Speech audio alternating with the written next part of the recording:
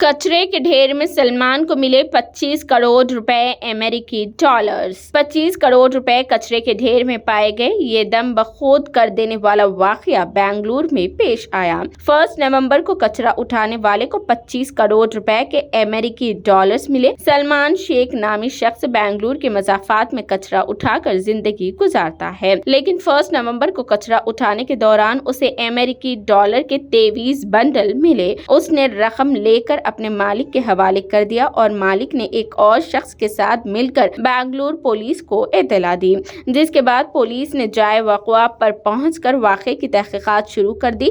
Police को शुबा है कि ब्लैक डॉलर गैंग से ताल्लुक़ रखने वाले लोग डॉलरों के ये बंडल वहां छोड़ गए थे। अमेरिकी डॉलर की तस्दीक के लिए पुलिस ने रिजर्व बैंक ऑफ इंडिया को ये डॉलर भेज दिया कि आया ये नोट जाली है या असली है।